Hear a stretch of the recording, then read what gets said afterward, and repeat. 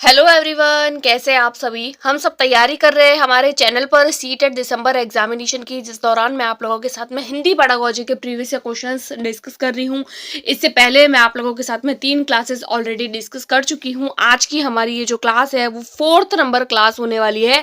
जितने भी क्वेश्चंस हैं वो सारे प्रीवियस ईयर क्वेश्चन है, यानी कि जो पहले किसी न किसी सीटेट के एग्जाम किसी न किसी पेपर में आए हुए हैं।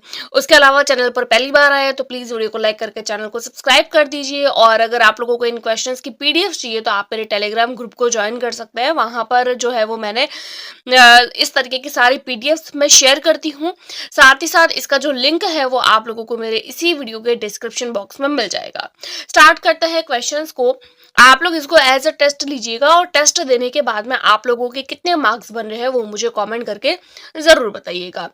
फर्स्ट नंबर क्वेश्चन है हमारे पास में, बच्चे की मौखिक भाषा का सतत आकलन करने का सबसे बेहतर तरीका कौन सा है। यानी एक बच्चा है, उसकी मौखिक यानी ओरल लैंग्वेज का सतत आकलन करना है, असेसमेंट करना है, तो क्या बेस्ट एक वे हो सकता है। शब्द पढ़वाएंगे, बच्चों को प्रश्न के उत्तर लिखवाएंगे, विभिन्न संदर्भों में बातचीत करेंगे या सुने हुए को दोहराने के लिए कहेंगे। तो देखिए, बच्चों की क्या करना है, मौखिक भाषा का आकलन करना है।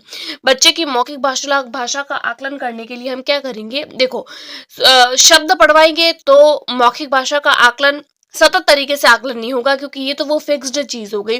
बच्चों को उत्तर पूछेंगे तो आकलन नहीं होगा, उसको जितना आता है उतना वो बता देगा। सुने हुए को दोहराने के लिए, भाई दोहराना तो कोई भी अपने आप में पॉजिटिव वर्ड नहीं होता है। हम क्या करेंगे, बच्चे को अलग अलग कॉन्टेक्स्ट में बात करेंगे।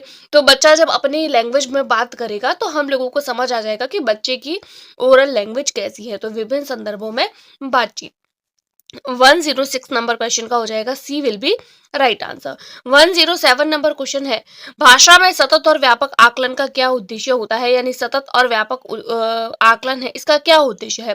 वर्तनी की अशुद्धि के बिना लिखने की क्षमता का आकलन, भाषा के व्याकरण का आकलन, भाषा के मौखिक और लिखित रूपों के प्रयोग की क्षमता का आकलन, पढ़कर समझने की क्षमता का आकलन। देखिए, यहाँ पर क्या हो रही है कि सतत और व्यापक मूल्यांकन में क्या हम सतत और वाकलन मूल्यांकन का क्या उद्देश्य है। तो क्या सतत और व्यापक मूल्यांकन में हम बच्चे का केवल बिना अशुद्धि के लिखने की क्षमता का ही आकलन करते हैं, और भी तो चीजें आकलित होती है, तो ये तो नहीं होगा। व्याकरण का आकलन, ये भी नहीं होगा। भाई सिर्फ व्याकरण का ही आकलन होता है। हम क्या करते हैं, अगर भाषा है, एक तो भाषा को संदर्भों में चेक करेंगे, उसके अलावा भाषा का उपयोग किस रूप में हो रहा है। जहां पर भी भाषा का उपयोग वर्ड आ जाए तो वो अपने आप में पॉजिटिव होगा। भाषा के मौखिक और लिखित रूपों के प्रयोग की क्षमता का आकलन, कि बच्चा जो है वो लैंग्वेज को किस तरीके से यूज कर रहा है, उसकी क्या उसको प्रयोग करने की क्षमता है। तो यहाँ पर हो जाएगा हमारा सी विल बी राइट आंसर। वैसे देखा जाए तो पढ़कर समझने की क्षमता का आकलन ये भी सही होता है कि पढ़कर किसी चीज को समझ रहा है बच्चा, लेकिन अगर बच्चा समझ कर विभिन्न रूपों में उसका उपयोग कर रहा है, प्रयोग कर रहा है, तो ये अपने आप में अच्छा पॉइंट हो जाएगा। तो 7th का हो जाएगा C will be right answer. 108 number question हमारे पास में है, भाषा की कक्षा में विभिन्न दृश्य श्रव्य साधनों के उपयोग का उद्देश्य नहीं है, नहीं पूछा है। भाई हम लोगों को पता है कि भाषा की क्लासरूम में दृश्य श्रव्य सामग्रियों का उपयोग किया जाता है, तो इसका कौन सा एक उद्देश्य नहीं होता है। आधुनिक तकनीक को कक्षा में लाना, बिल्कुल ये उद्देश्य है कि आधुनिक टेक्नोलॉजी को हम क्लासरूम में ला रहे हैं। सभी प्रकार की बच्चे की आवश्यकताओं का ध्यान रहता है, ये भी बात बिल्कुल ठीक है। सीखने सिखाने की प्रक्रिया को इंटरेस्टिंग बनाना, ये बात भी बिल्कुल ठीक है। लेकिन विद्यालय प्रमुख निर्देशों का पालन करना, भाई विद्यालय के जो प्रमुख है उन्होंने निर्देश दे दिया है कि भाई श्रव्य दृश्य साधनों का उपयोग क्यों करना है, क्योंकि उनका निर्देश है। भाई केवल निर्देश के हिसाब से ही हम जो है वो उपयोग करेंगे, तो ये तो कोई अपने आप में इसका उद्देश्य नहीं होता है कि हमारा यही उद्देश्य है कि उनका ऑर्डर आया है इसीलिए हम मान रहे हैं। नहीं, इसे हम इसको इसीलिए लाते हैं क्योंकि ये कक्षा में हम टेक्नोलॉजी को लाते हैं, सभी बच्चों को इसकी जरूरत रहती है, और यह इंटरेस्टिंग भी बनाता है लर्निंग और जो भी जो स्किल होती है, पेडागोजी होती है जो पढ़ाने की, उसको इंटरेस्टिंग बनाता है। तो यहाँ पर हमारा हो जाएगा नहीं पूछा है, इसीलिए 4 हो जाएगा हमारा, D will be right answer. Next question हम लोग देखेंगे 109, पाठ्य पुस्तक की भाषा। पाठ्य पुस्तक की भाषा क्या क्वेश्चन है हमारे पास में, तो ऑप्शंस है, बच्चों की घर व समुदाय की भाषा से मिलती जुलती होनी चाहिए, बात तो बिल्कुल ठीक है। तत्सम प्रदान होनी चाहिए, तद्भव प्रदान होनी चाहिए, अधिक अधिक कठिन शब्दों से युक्त होनी चाहिए। भाई बच्चे की भाषा जो है वो घर और समुदाय की भाषा से मिलती जुलती होनी चाहिए, ताकि बच्चा पाठ्य पुस्तक को अपनी होम लैंग्वेज से कनेक्ट कर सके और वहां से उस चीज को सीख सके। तो बच्चे की लैंग्वेज ना तो तत्सम होनी चाहिए, ना तद्भव और न ही कठिन, बल्कि बच्चे की भाषा घर व समुदाय की भाषा से रिलेटेड होनी चाहिए। तो 109 का हो जाएगा, A will be right answer.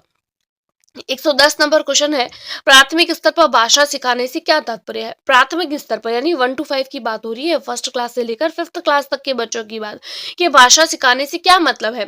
भाषा का वैज्ञानिक तथ्य बताना, भाषा का व्याकरण सीखना, उच्च स्तरीय साहित्य पढ़ाना या भाषा का प्रयोग। भाई छोटा बच्चा है, फर्स्ट क्लास से लेकर 5th क्लास तक का बच्चा है, तो ज्यादा से ज्यादा क्या करेंगे? बच्चे को लैंग्वेज का उपयोग करना है, तो बताएंगे कि लैंग्वेज का यूज कैसे करते हैं। साहित्य बताना कि उच्च स्तर का है तो तीसरी का बच्चा है, लेकिन उच्च स्तर का साहित्य बता रहे हैं, उसको व्याकरण बता रहे हैं, उसको वैज्ञानिक तथ्य स्पष्ट कर रहे हैं। बच्चे को जब लैंग्वेज का यूज ही करना नहीं आ रहा है, तो सबसे पहला हमारा भाषा सिखाने का जो उद्देश्य होता है, उसका तात्पर्य होता है, वो यही होता है कि भाषा बच्चा प्रयोग किस तरीके से कर रहा है। तो यहाँ पर हो जाएगा 110 का D will be right answer. Next question है, घर की भाषा और विद्यालय में पढ़ाई जाने वाली भाषा सदैव टकराहट से गुजरती है, सदैव समान समान होती है, समान हो सकती है, सदैव अलग होती है। भाई घर की भाषा और विद्यालय की भाषा समान होनी चाहिए। सदैव समान होती है कोई जरूरी नहीं है, कई बार ऐसा होता है कि विद्यालय में हिंदी बोलते हैं, घर पे बच्चा जो है वो बंगाली बोल रहा है। सदैव टकराहट से गुजरती है, कोई जरूरी नहीं है कि हमेशा टकराहट हो, तो क्योंकि कई बार कोई बच्चा हिंदी बोल रहा है, स्कूल में भी हिंदी बोल रहा है, घर में भी, तो सदैव तो टकराहट नहीं हो सकती। सदैव अलग होती है, भाई हमेशा ही अलग हो कोई जरूरी नहीं है, क्योंकि हो सकता है कि कई बार बच्चा घर में भी हिंदी बोलता हो, स्कूल में भी हिंदी बोलता हो, तो हमेशा अलग नहीं होती, बल्कि समान हो सकती है। भाई घर और विद्यालय की भाषा को समान किया जा सकता है या हो सकती है। तो यहाँ पर 111 नंबर क्वेश्चन का हो जाएगा, C will be right answer. 112 number question है, प्राथमिक स्तर पर हिंदी भाषा शिक्षण के लिए सबसे अधिक महत्वपूर्ण क्या है? हिंदी भाषा शिक्षण के लिए सबसे अधिक महत्वपूर्ण प्राथमिक स्तर पर यानी 1 to 5 क्लास के लिए भाषा प्रयोग के अवसर, पाठ्य पुस्तक, उच्च स्तरीय तकनीकी, व्याकरण नियमों का स्मरण। भाई जस्ट अभी थोड़ी देर पहले मैंने आप लोगों को बताया है कि प्राथमिक कक्षा है यानी 1 to 5 की क्लास है, तो इसके लिए सबसे इंपॉर्टेंट क्या होता है कि प्राथमिक स्तर पर हिंदी भाषा में सबसे महत्वपूर्ण होता है बच्चे की भाषा का प्रयोग, कि बच्चा लैंग्वेज को किस तरीके से यूज कर रहा है। तो लैंग्वेज का यूज सबसे ज्यादा इंपॉर्टेंट होता है। तो 112 का हो जाएगा, A will be right answer. 113 number question हो जाएगा, हिंदी प्रयोग के विविध रूपों को जानने के लिए सर्वाधिक उपयोगी साधन, यानी कि हिंदी के जो प्रयोग है उसको विविध रूपों में यानी कि भिन्न भिन्न तरीकों को जानने के लिए सबसे अच्छी तरीका क्या हो सकता है? बाह्य साहित्य का विविध उपयोग, शिक्षण की विधियों का संपूर्ण ज्ञान, सुंदर ढंग से छपी हुई पुस्तकें और उच्च स्तरीय लेखन सामग्री। भाई पूछा क्या है कि हिंदी प्रयोग का विविध रूपों की बात हो रही है, विविध रूपों की बात हो रही है, तो विविध रूप यानी कि क्या होगा इसका, कि बाल साहित्य, भाई बच्चे के रिगार्डिंग बात हो रही है तो बाल साहित्य तो होगा, बाल साहित्य का भी अलग अलग उपयोग के अलग अलग तरीके से हम बच्चे को पढ़ाएं। तो यहाँ पर 113 का हो जाएगा, A will be right answer. 114 number question है, कक्षा 1 और 2 यानी फर्स्ट और सेकंड क्लास के बच्चे हैं कि बच्चों के लिए किस तरीके की कहानी का हम चयन करेंगे? जो बहुत छोटी हो, जिसमें बहुत सारे पात्र हो, जिसमें 2 ही पात्र हो, या जिसमें शब्दों, वाक्यों और घटनाओं के वर्णन की शैली चित्रात्मक हो। भाई कोई भी क्लास है, उस स्पेशली फर्स्ट और सेकंड क्लास है, तो इसके लिए हम क्या करेंगे? ऐसी कहानी लेंगे जो छोटी हो नहीं, जिसमें बहुत सारे पात्र हो, कैरेक्टर बहुत सारे हो नहीं, 2 ही पात्र हो नहीं, बल्कि ऐसी कहानी हम लेंगे जिसमें बच्चा शब्दों को, वाक्य को, घटनाओं आदि के वर्णन जो है वो चित्रात्मक तरीके से, क्योंकि कोई भी चीज शब्द बच्चे को इतने समझ नहीं आते, उससे ज्यादा बच्चे को समझ में आती है चित्र। तो अगर बहुत ज्यादा ड्राइंग होगी तो बच्चा बहुत अच्छे से उस चीज को समझ पाएगा। 15 नंबर क्वेश्चन है हमारे पास में। 15 नंबर क्वेश्चन, प्राथमिक स्तर पर भाषा शिक्षण की प्राथमिकता, प्राथमिक स्तर पर यानी 1 to 5 के लिए केवल बोलकर पढ़ने की क्षमता का विकास, कविता और कहानी के द्वारा केवल श्रवण कौशल का विकास, बच्चों की रचनात्मकता और मौलिकता को पोषित करना, चित्रात्मक क्षमता का विकास करना। भाई प्राथमिक स्तर पर हो, चाहे माध्यमिक स्तर पर हो, चाहे उच्च माध्यमिक हो या उच्च प्राथमिक हो, केवल जहां पर भी वर्ड आ जाता है तो वो तो गलत है। कहानी और कविता, कहानी और कविता के द्वारा केवल श्रवण, केवल आ गया, अलग से गलत हो जाएगा। अब यहाँ पर बचता है बच्चों की रचनात्मकता और मौलिकता को पोषित करना, बात तो ठीक है, और बच्चों की चित्रांकन क्षमता का विकास करना, ये भी बात ठीक है। लेकिन हम लोगों से पूछ क्या रहा है कि भाषा शिक्षण में किसको हम प्राथमिकता देंगे, चित्रों को या बच्चे की क्रिएटिविटी को? भाई चित्र बनाएगा। अब चित्र के अंदर क्रिएटिविटी तो आ जाएगा, अब क्रिएटिविटी के अंदर चित्र आ रहा है, मौलिकता के अंदर भी चित्र आ रहा है, तो यानी कि अगर हम ये वाला आंसर लगाते हैं तो इसमें डी अपने आप इंक्लूड हो जाता है, तो यहाँ पर हमारा हो जाएगा C will be right answer. अगला क्वेश्चन है, पढ़ने का प्रारंभ, यानी पढ़ने का प्रारंभ कैसे होता है? वर्णमाला से, कहानियों से, कविताओं से या अर्थपूर्ण सामग्री से? भाई पढ़ने का प्रारंभ जो है वो अर्थपूर्ण सामग्री से होना चाहिए, कि बच्चा अगर किसी भी चीज को देख भी रहा है ना, तो उसको उसका मतलब समझ में आना चाहिए कि एक्चुअल में ये चीज है क्या। तो 116 का हो जाएगा 116 का हो जाएगा D will be right answer. 117, भाषा के बारे में कौन सा कथन उचित है? भाषा अनिवार्यतः लिखित होती है, भाषा एक नियमबद्ध व्यवस्था है, भाषा व्याकरण का अनुसरण करती है, भाषा और बोली में कोई भी कभी कोई संबंध नहीं होता है। भाई भाषा और बोली में संबंध तो होता है। भाषा अनिवार्यतः लिखित होती है, नहीं, भाषा तो सांकेतिक भी होती है, भाषा तो मौखिक भी होती है, तो ये नहीं होगा। व्याकरण का अनुसरण करती है, नहीं, बिना व्याकरण के भी लैंग्वेज को बोला जा सकता है। भाषा क्या होती है? भाषा एक नियमबद्ध होती है, सिस्टमैटिक चलती है, तो 117 का हो जाएगा B will be right answer. 118 number question है हमारे पास में, प्राथमिक कक्षाओं में रोल प्ले भूमिका निर्वाह का क्या उद्देश्य है? यानी रोल प्ले का क्या एक जो है वो उद्देश्य होना चाहिए। एक पद्धति के रूप में इसका उपयोग करना, बच्चे को अभिनय सिखाना, विभिन्न संदर्भों में भाषा प्रयोग के अवसर उपलब्ध कराना, या बच्चों को अनुशासित रखना।